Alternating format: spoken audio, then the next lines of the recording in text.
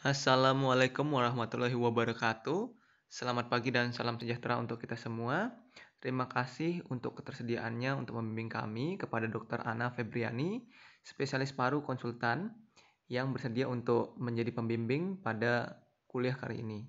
Kuliah kali ini berjudul Hemoptu. Definisinya berasal dari bahasa Yunani, yaitu dari dua kata, yaitu hema yang artinya darah dan ptisis yang artinya diludahkan. Hemoptisis didefinisikan sebagai pengeluaran atau ekspektorasi darah dari saluran pernapasan, mulai dari bercak darah sampai batuk darah masif. Nah, istilah hemoptisis ini mengacu pada batuk darah yang berasal dari paru atau saluran nafas di bawah laring. Hemoptisis terjadi pada 15% pasien, beberapa kasus 5-10% bersifat mengancam jiwa. Nah, sebelumnya kita harus membahas tentang sebelumnya kita harus belajar tentang sirkulasi paru terlebih dahulu. Sirkulasi paru ini terdiri dari dua, yaitu sirkulasi arteri bronkial, yaitu yang bertekanan tinggi, berfungsi dalam memasuk nutrisi ke parenkim paru, berasal dari aorta torakal dan sebagian kecil dari arteri intercostalis, menuju ke trakea sampai bronchus terminalis, kelenjar getah bening hilus, pleura visceral, dan struktur mediastinum lainnya. Dan yang kedua adalah sirkulasi arteri pulmonal, yaitu bertekanan rendah, berfungsi dalam pertukaran gas, berasal dari ventrikel kanan, membawa darah deoksigenasi ke kapiler alveolar, dan mensuplai parenkim paru dan bronchiolus respiratorius. Sebanyak 90% kasus perdarahan berasal dari pembuluh darah bronkial. 5% kasus itu perdarahan berasal dari pembuluh darah pulmonal, sedangkan sisanya berasal dari aorta, yaitu ruptur aneurisma ya, terutama aneurisma aorta thoracalis ya, yang ruptur dan akhirnya masuk ke bagian pulmo sebelah kiri ya, sehingga terjadi batuk darah. Yang kedua adalah ortobronchial fistula, ada fistel antara bronkial dan aorta ya, bronkus dan aorta, atau sirkulasi non bronkial seperti arteri interkostal, arteri koronaria, dan arteri torakal. Klasifikasi. Belum ada konsensus mengenai volume spesifik yang diterima secara universal. Pada umumnya disebut hemoptisis masif bila perdarahan 100-100 ml per 24 jam. Bila kurang dari 100 ml diklasifikasikan sebagai hemoptisis non-masif. Nah, ada juga kriteria lain yang itu mengatakan bahwa hemoptisis masif itu jika batuk darah dikeluarkan lebih dari 500 cc per 24 jam atau laju perdarahan lebih daripada 100 cc per jam. Studi Kroko et al. Itu perdarahan lebih dari 600 per 24 jam itu 70% kematian, sedangkan kurang dari 600 itu hanya 5% kematiannya.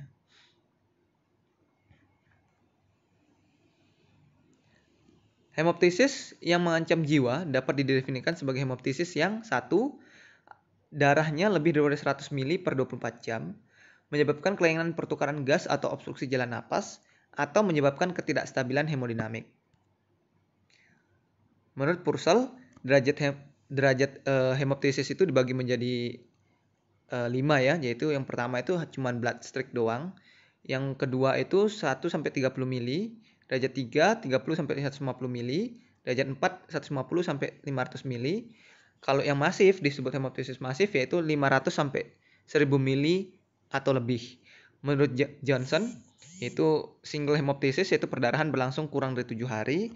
Repeated hemoptysis itu perdarahan berlangsung lebih dari 7 hari dengan interval 2-3 hari.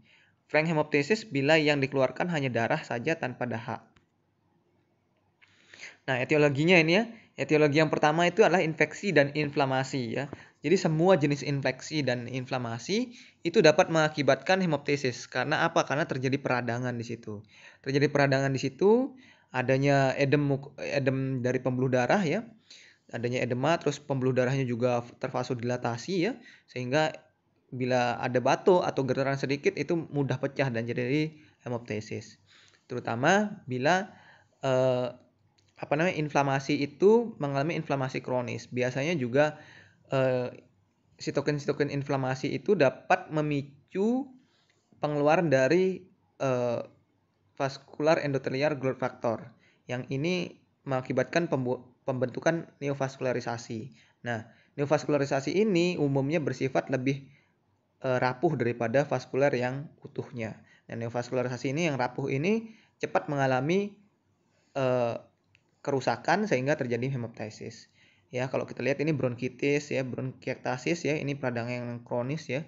Infeksi bakterial seperti abses paru ya, terjadi nekrosis di bagian abses paru itu sehingga terjadi batuk darah, pneumonia, jamur ya, aspergillosis ini terutama ada mycetomanya atau fungus bolnya itu dia mengiritasi dari bagian sekitarnya.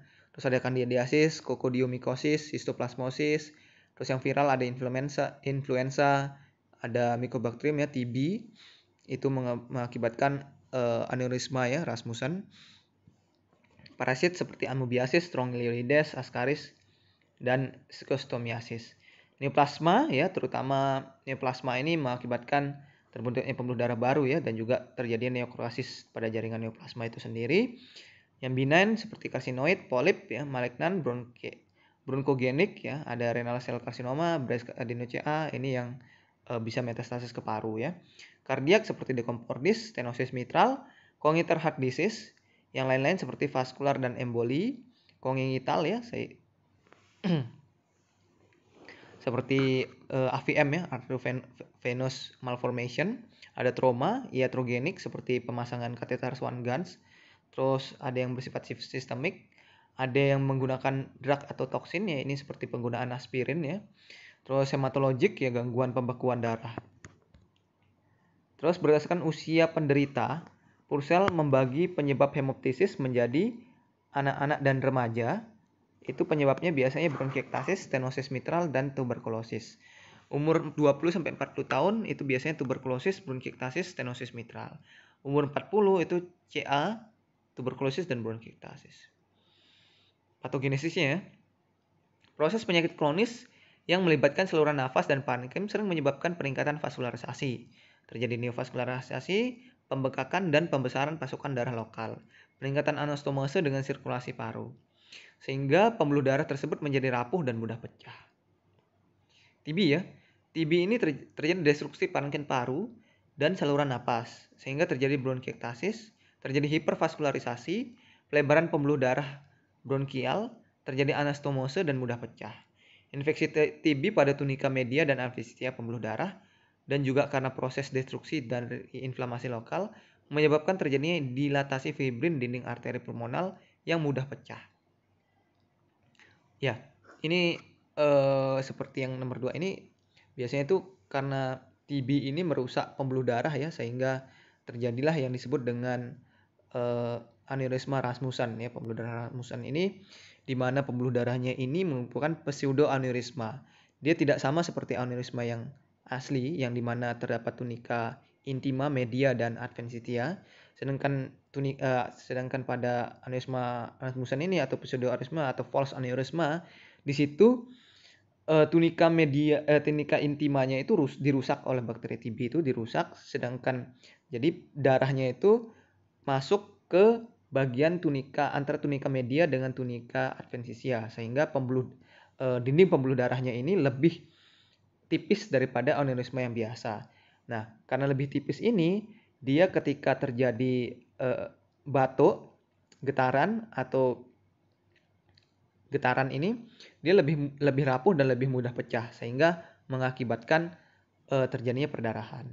Dan juga adanya kekurangan protrombin yang disebabkan oleh toksemia basil TB yang menginfeksi parenkim paru. Nah, terus yang adanya kavitas itu terjadi pneumonitis TB akut, terjadi ulcerasi bronkus dan nekrosis pembuluh darah. Nah, ini oleh bakteri TB-nya sendiri ya.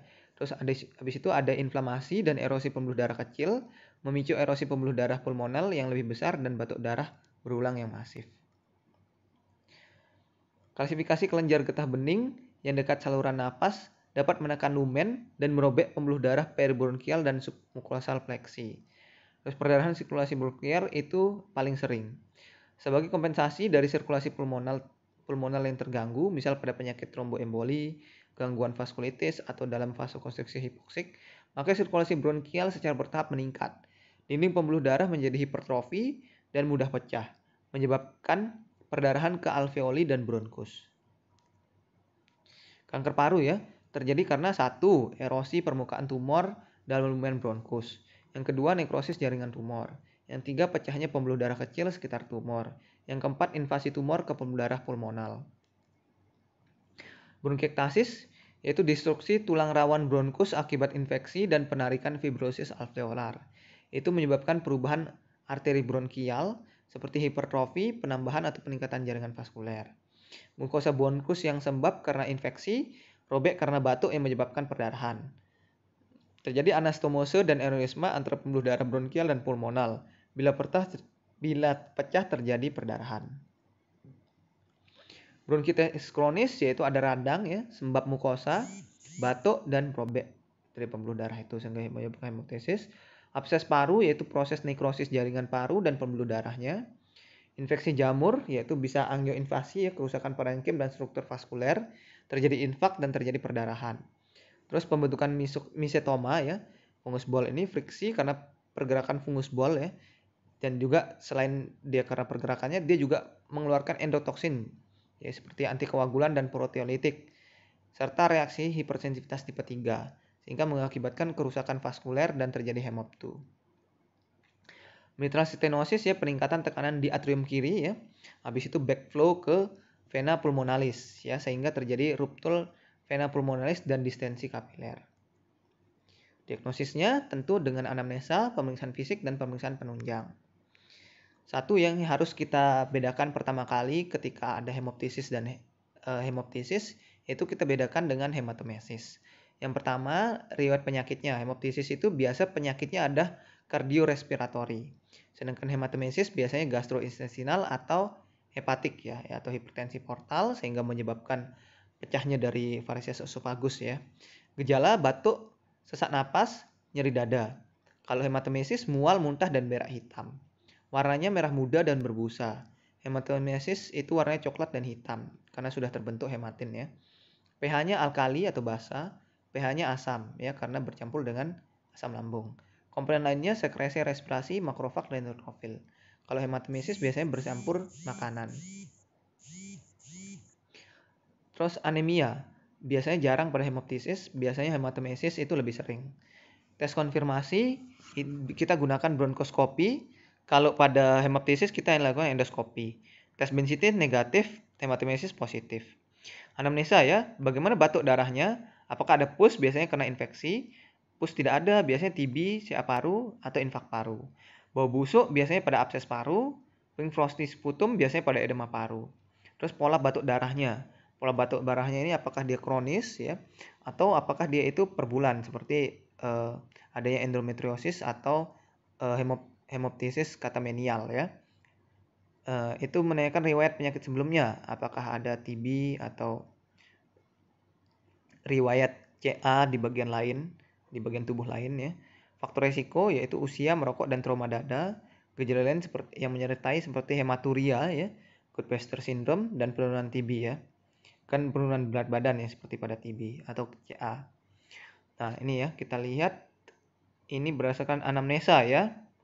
Seperti penggunaan antikoagulan ya. Ini medication effect atau gangguan koagulasi ya. Berhubungan dengan mens ya. Ini catamenial hemoptysis ya. Dyspnea on exertion ya. Terus ini biasanya pada gagal jantung ya. Ada batuk dan demam itu biasanya karena pneumonia atau abses paru. Riwayat dari kanker di tempat lain biasanya itu adalah metastase ya.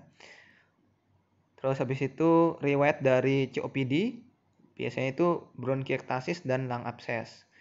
Ada riwayat HIV biasanya neoplasma, ada tuberkulosis juga. Ada nausea vomiting melena ya, alkoholisme biasanya itu berhubungan dengan varises esophagus, gastritis ya, dan peptic ulcer. Pleuritic chest pain ya, itu pulmonary embolisme atau infak. Penggunaan rokok ya, biasanya pada akut bronkitis dan lung cancer ya. Travel history biasanya pada tuberkulosis ya, tapi kita endemis ya di sini ya. Weight loss ya, penurunan berat badan itu biasanya pada CA dan TB ya. Permanent fixed ya yang perlu kita perhatikan lah TTV ya, Pemeriksaan hidung, mulut, faring posterior, dan laring ini menghindari pseudohemoptisis ya. Pseudohemoptisis itu adalah hemoptisis yang berasal dari selain paru. Biasanya ini misalnya pada epistaxis ya, darahnya itu mengalami aspirasi terus dibatukkan sehingga dibilang batuk darah, padahal sebenarnya itu adalah epistaxis. Terus pemeriksaan leher, dada, dan jantung dan paru ya. Nah, ini pemeriksaan fisik yang berhubungan dengan hemoptisis ya. Cachexia, clubbing atau gangguan dari atau serak suara serak ya. Biasanya ini berhubungan dengan bronchogenic carcinoma ya. Cushing syndrome itu berhubungan dengan paraneoplastic syndrome karena small cell lung cancer ya. Horner syndrome itu pada pankreas tumor ya. Terus habis itu redup pada perkusi, demam, dan adanya rongki pada unilateral, biasanya pneumonia. Terus habis itu demam, mucopurulent nasal discharge itu biasanya pada akut sinusitis. Demam, takipnu, hipoksi. Terus habis itu hipertrofi pada otot-otot respiratori aksesoris ya, barrel chest ya. Biasanya ini pada COPD ya atau pada lung cancer. Terus gingivical thickening, mulberry gingivitis, saddle nose ya. Itu pada Wegener granulomatosis. Terus habis itu ada murmur, pectus excavatum. Ini biasanya pada stenosis katup mitral. Terus pembesaran dari lymph node, cachexia. Ini kita curiga Kaposis sarcoma karena HIV. Terus habis itu ada telangiektasis pada membran mukosa dan orofasial. Itu ada Osler-Weber-Rendu disease. Terus habis itu ada takikardi. Kalau kita temukan takikardi, takipnu, hipoksi, jugular venous distension, ada S3 gallop, mungkin pada gagal jantung kongestif ya. Habis itu pada adanya takipnia, takikardi, dyspnea, ada fixed split S2, ada friction rub, itu mungkin pada pulmonary thromboemboli disease. Taruh ada timpani, perkusi pada apex paru, ada cachexia, mungkin ada tuberkulosis. Pemeriksaan penunjang yang harus kita lakukan adalah darah lengkap ya untuk melihat anemia atau leukositosis pada infeksi. Pembekuan darah ya, kita cek dari profil pembekuannya, apakah itu ada trombositopenia atau kelainan pembekuan, atau mungkin ada dedimer yang meningkat ya. Terus habis itu biokimianya seperti fungsi ginjal ya, fungsi hati ya, ini untuk membedakan dengan hematomesis ya. Tumor marker itu untuk CA, ProBNP ini untuk gagal jantung kongestif.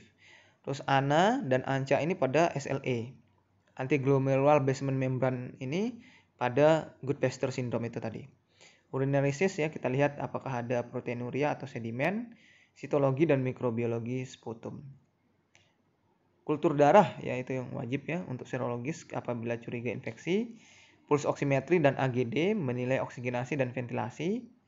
Spirometri itu dilakukan setelah perdarahan terkontrol, gunanya untuk menilai fungsi paru ya apabila direncanakan pembedahan. EKG jika curiga penyakit jantung, ECG bila mendeteksi endokarditis, mitral stenosis, CHF, hipertensi pulmonal atau adanya arterius venous malformation. Mantuk untuk TB.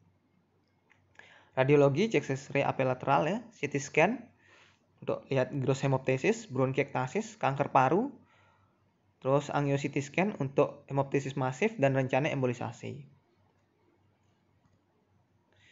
Bronkoskopi ya, FOB, fiber optic bronkoskopi, yaitu menentukan lokasi sumber perdarahan dan lesi endobronkial. Yang rigid saat hemoptysis masif itu lebih baik dalam menjaga jalan nafas dan memiliki kemampuan menyedot atau suction. Kelemahan perlu anestesi umum dan tidak bisa menilai bagian distal jalan nafas.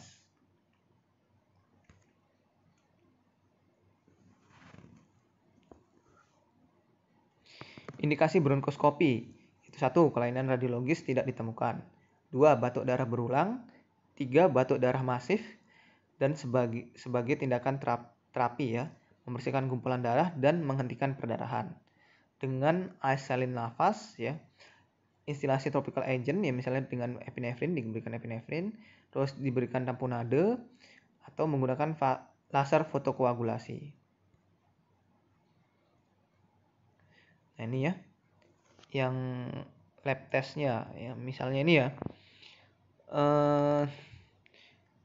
white blood cell ya, perhitungan sel darah putih ya, kalau dia meningkat itu kita curiga infeksi ya, Tractus respiratorius. Hemoglobin dan hematokrit untuk melihat anemia, perhitungan platelet untuk trombositopenianya, prothrombin time itu untuk melihat gangguan koagulasi, terus BGA untuk lihat hipoksia atau ada hiperkapnia untuk gagal nafas, D-dimer itu meningkat pada emboli pulmo, sputum gram, pengecetan gram dan kultur itu untuk pneumonia mungkin ya, untuk tuberkulosis juga perlu, terus sitologi sputum untuk kanker, purified protein derivative skin test itu pada tuberkulosis ya, terus tes HIV ya itu untuk meningkatkan tuberkulosis ya, untuk curiga kepada tuberkulosis, terus LED yang mungkin untuk melihat apakah ada autoimun atau tidak, terus habis itu ini pada radiologi toraks ya, kardiomegali ya, mungkin ada chronic heart failure, ada kavitas mungkin pada tuberkulosis atau lung abses, terus ada infiltrat alveolar mungkin ada pada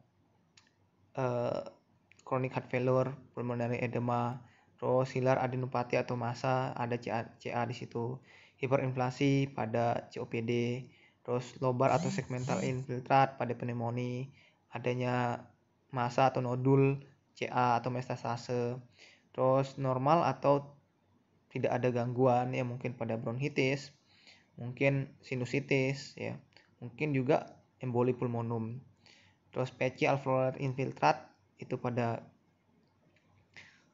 Goodpaster syndrome atau idiopathic pulmonary hemosiderosis.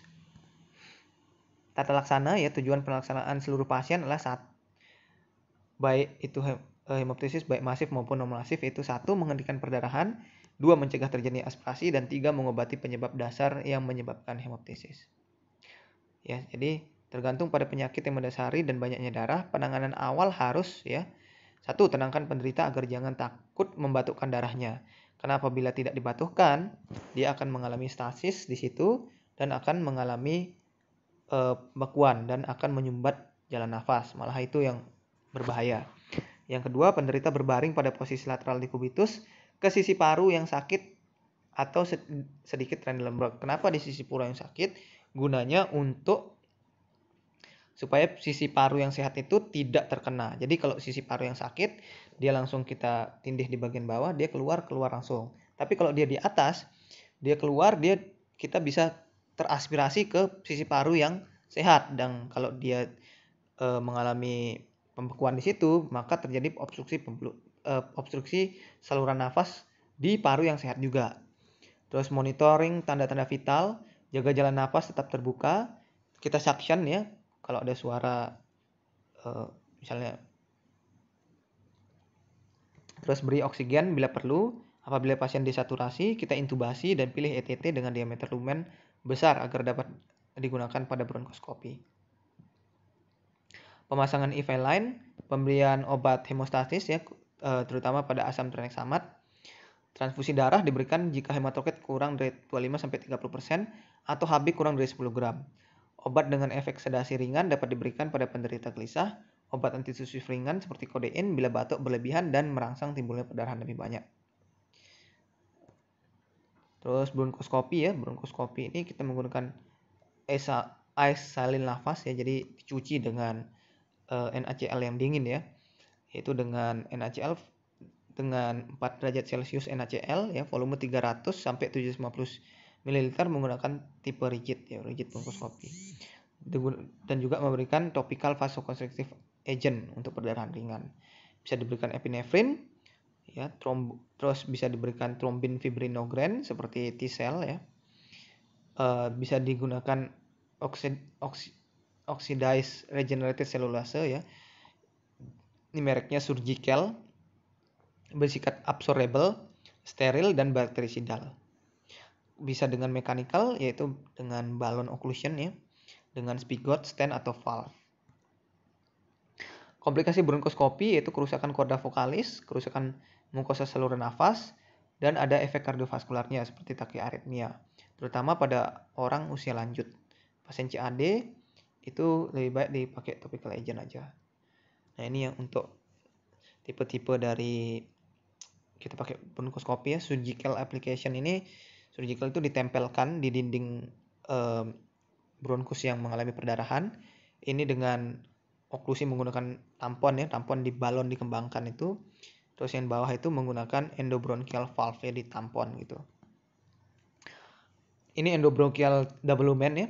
Salah satu jenis endobronchial balon ya, yang memungkinkan ventilasi yang paten dari paru yang sehat, sementara paru yang sakit dapat melakukan suction dan pemberian topical agent.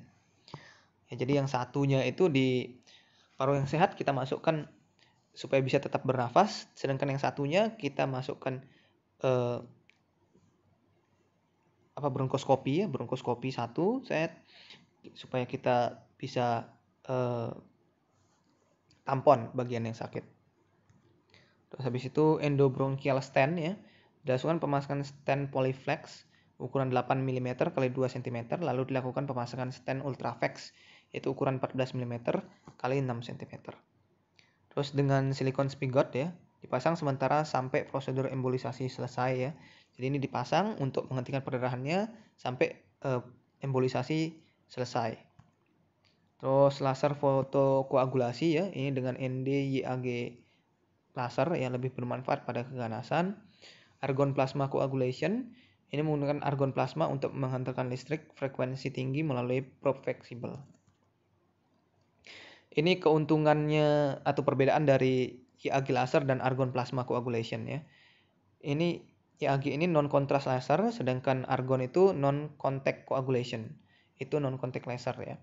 Terus kalau yang YAG ini menggunakan energi panas, sedangkan kalau yang argon ini menggunakan energi listrik. Ini bisa penetrasi jaringan lebih dalam, sedangkan kalau argon itu untuk yang superficial aja. Kalau yang YAG laser ini temperaturnya tinggi, kalau yang argon plasma ini untuk lebih masuk ke lesi yang lebih lateral. Ini bronchial artery embolisasi ya. Sebelumnya dilakukan angiografi untuk menentukan lokasi perdarahan. Setelah lokasi perdarahan didapat, dilakukan pemberian partikel. Ya, ini untuk embolisasinya ya, pada pembuluh darah tersebut. Ya, ini kita lihat ya, yang di kiri ini pembuluh darahnya ya, besar. Setelah diembolisasi menjadi mengkeret ya. Indikasinya, terus penderita dengan kelainan paru bilateral ya, fungsi paru yang minimal dan menolak operasi atau kontraindikasi operasi. Terus pembedahan ya, merupakan terapi definitif pada batuk darah masif dengan syarat satu, sumber perdarahan telah diketahui dengan pasti. Terus fungsi paru masih bagus ya, tidak ada kontraindikasi pembedahan, ada kontraindikasi embolisasi arteri ya, ada kecurigaan perforasi arteri pulmoner dan ruptur mesetoma dengan kolateral arteri yang banyak. Jadi perdarahan yang besar itu terutama pada yang katamenial atau endometriosis itu lebih baik dioperasi ya, karena pasien kemungkinan masih muda. Terus ini alurnya pasien dengan hemoptysis ya. Kita anamnesa dan pemeriksaan fisik dulu, kita singkirkan diagnosa perdarahan dari orofaring ataupun dari tractus digestivus. Habis itu kalau dia ringan, tidak ada faktor risiko ya, kita obati penyakit penyertanya. Kalau sudah selesai perdarahan, kita obati perdarahan itu, kita selesaikan penyakit penyertanya. Kalau ada risk factor ya, seperti dan juga ada perdarahan yang berulang, kita CT scan ya. Terus kalau tidak ditemukan, kita bronkoskopi dan kita obati penyakit yang mendasari. Kalau moderate, banyak sekali yang darahnya keluar, lumayan banyak ya, kita CSSR, complete blood count, kita lihat faktor-faktor koagulasinya, kita lihat fungsi ginjalnya juga. Terus habis itu kita CT scan, bronkoskopi, dan obati penyakit yang menyebabkan. Kalau masih bleeding ya, kita lakukan embolisasi atau reseksi. Tapi kalau hemoptesis masif ya, kita pertama harus ABC-nya dulu ya. Kita pertahankan RW-nya, jangan sampai dia hipoksia, jangan sampai dia gagal napas. Terus kita stop perdarahannya. Kalau masih bleeding continue, kita lakukan embolisasi atau reseksi. Ya, risk faktornya yaitu ada merokok dan usia lebih daripada 40 tahun. Komplikasinya jelas ya asfiksia ya, karena ada sumbatan jalan napas. Terus adanya kegagalan sirkulasi atau shock ya, karena perdarahannya terlalu banyak.